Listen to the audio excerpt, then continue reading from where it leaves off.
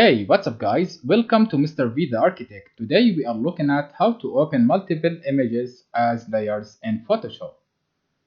Open Photoshop, go to File, go to Script, and go Load File into Stack. Press on it, choose the Use, let's choose it folder, and go to Browse, go to Desktop, choose your file, I want this file, then press OK. Then press on OK.